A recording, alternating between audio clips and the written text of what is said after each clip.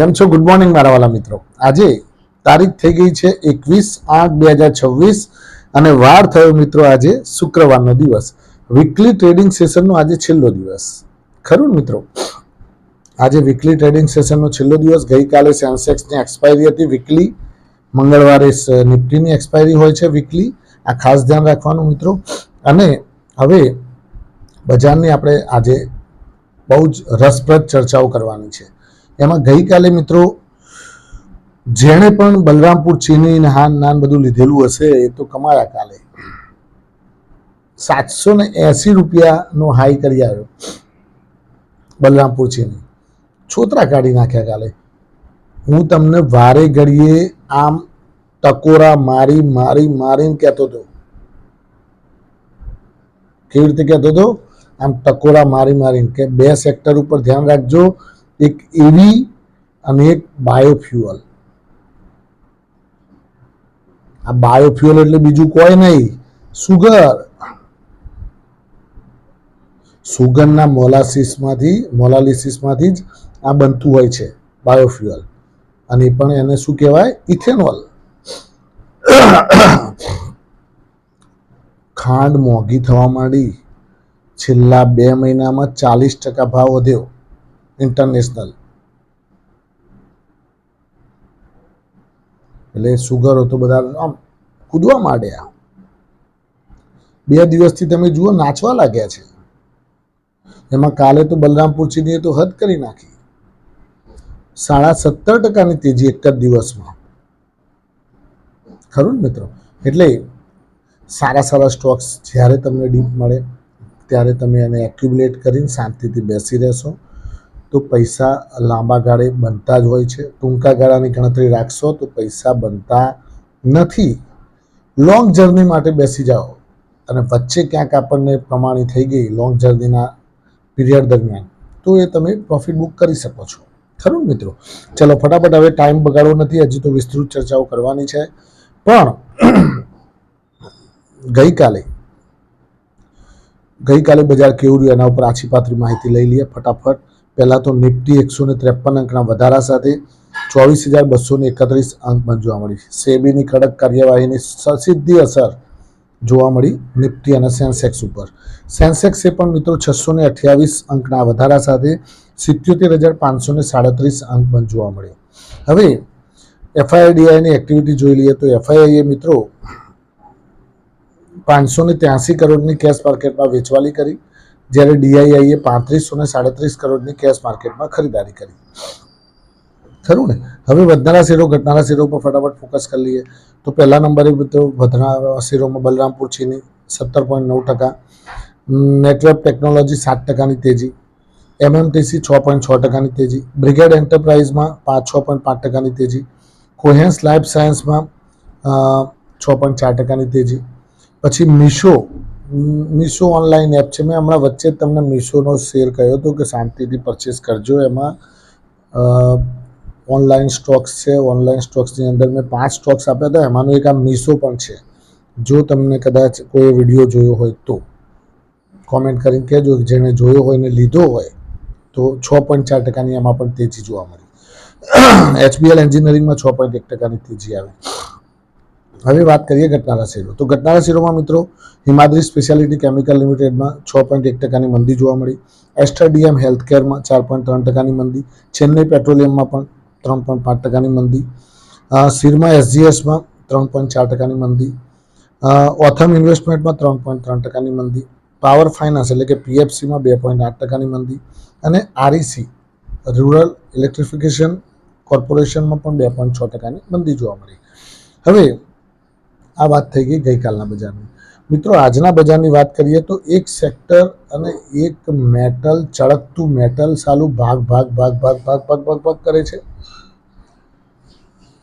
ચળકતું metal અને premium metal, સોનું અને ચાંદી ગજબની તેજી. છેલ્લા 1,40,000 થી 1,63,000, 23,000ની કોન્સ્ટન્ટ તેજી ચાલી. સામા? સોનામાં. સોનું અને ચાંદી અત્યારે ફૂલ ફ્લેજ તેજીમાં ચાલી રહ્યું છે. લગભગ $4530 આસપાસ સોનું ચાલી રહ્યું છે અને $68.75 આસપાસ, $68.75 આસપાસ શું ચાલે છે? ચાંદી ચાલી રહ્યું છે. તો આ સોના ચાંદીની તેજીની અસર કયા સેક્ટર્સમાં જોવા મળશે તે તમને જણાવી દઉં.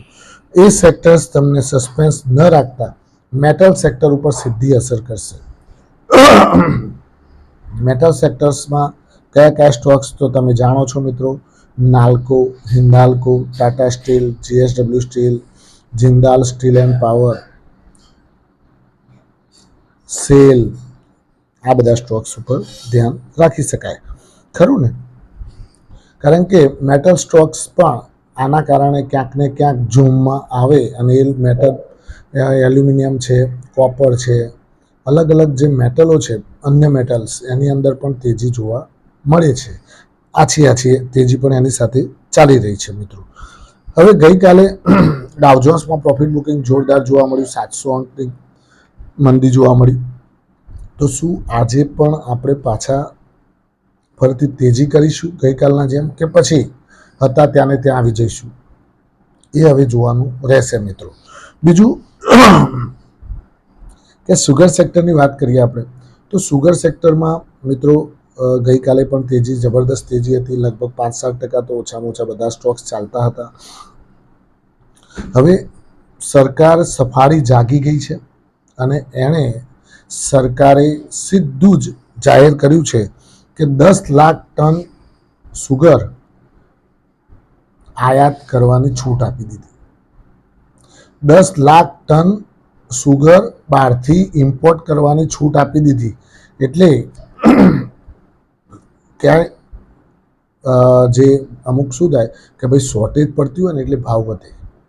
આજે હું તમને કોઈ વસ્તુનું ઉદાહરણ આપું કે ભાઈ ડુંગળી છે, ચલો ડુંગળી, તો ડુંગળી શું થાય કે ભાઈ બહુ વરસાદ આવે ને બજારમાં ક્યાં ડુંગળી ખેતરોમાં પાકે નહીં અને શોર્ટેજ થઈ જાય, એટલે ડુંગળીમાં શું થાય, જે 20 રૂપિયા કિલો મળતી હોય એ સીધી શું થઈ જાય, બીજા ત્રીજા દિવસે ઓછી આવે. એટલે બજારમાં માન લો કે 50 ટન આવતી હોય એની જગ્યાએ 25 ટન આવવા લાગે.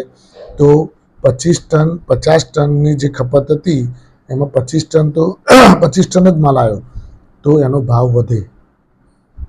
સીધો જ 20 રૂપિયાનો 30 રૂપિયા થઈ જાય, 30નો પછી 40 થઈ જાય, 50 થઈ જાય, 60 થઈ જાય, ઉછાળ આવે. કેમ કે માલ નથી અને લેવાવાળા વધારે છે. હમણાં એ જ 50 ટન જે ડુંગળી થતી હોય અને 80 ટન થાય તો સીધી 20 રૂપિયાના 15 રૂપિયા થઈ જાય. કારણ કે ખપત કરવાવાળા એ જ રહ્યા અને માલ વધી ગયો, માલ વધ્યો અને ખપત કરવાવાળા એના જ માણસો છે, એટલા જ માણસો છે.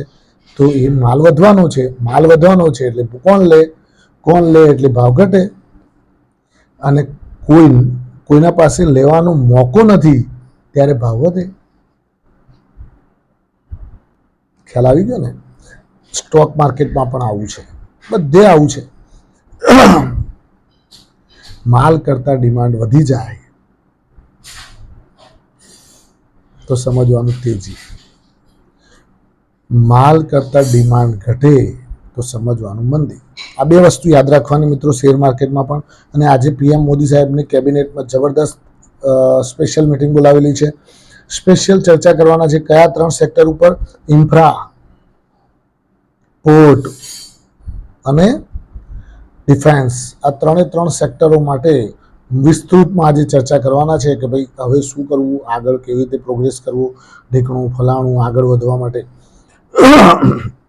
આજે બોલાવેલા છે મિત્રો. હવે સેબીના આંકડા ગઈકાલે આવ્યા છે મિત્રો. 90% લોકોએ નુકસાન કર્યું એફએનડોમાં ગયા મહિને. જ્યારથી NSEમાં પેલું 340ના ટાઈમ વાળું કર્યું ને ત્યારથી તો 90% લોકોએ પૈસા ગુમાવી દીધા એફએનડો અને કોલ પુટ ઓપ્શનમાં. એ લોકોએ બધો રિપોર્ટ કાઢ્યો, જેમ આપણા બ્લડના ને યુરિનના રિપોર્ટ નીકળે ને એમ એ લોકોએ આખા ટ્રેડર્સના રિપોર્ટ કાઢ્યા કે કોણ કોણ કમાયું છે, કેટલા લોકો કમાયા, કેટલા ટકા લોકો કમાયા છે. જુઓ તો જોયું તો 90% લોકોએ તો ગુમાવી દીધા છે. તોય મારા બેટા ભૂલતા નથી, એફએનડો જ કરવું છે, કોલ પુટ ઓપ્શન જ કરવું છે. તો શું કરવું? હું તો વગાડીને મારા ચેનલના માધ્યમ દ્વારા કહું છું કે 3 વસ્તુથી દૂર રહેજો: કોલ પુટ ઓપ્શન, એફએનડો અને ઇન્ટ્રાડે. એ આપણા માટે નથી. લોંગ જર્ની માટે બેઠેલા રહો ને. ફાજલ પૈસા હોય તો જ આવો શેર માર્કેટમાં, બાકી આવતા નહીં. અને લાંબા ટાઈમની ગણતરી હોય તો જ. મહિના પછી પાછું કોઈક શ્રીમંત કરવાનું હોય, પૈસા લઈને આવી ગયા અહીંયા નાખવા, તો શ્રીમંત ઊભું રહી જશે. તારીખ પાછી કરવી પડશે. થેન્ક યુ, ખૂબ ખૂબ આભાર. આજનો દિવસ તમારા માટે શુભ રહે, લાભદાયી રહે, ફળદાયી રહે. એ માય પ્રોફિટ પોઈન્ટ ચેનલ વતી આપ સૌને શુભકામનાઓ. Thank you.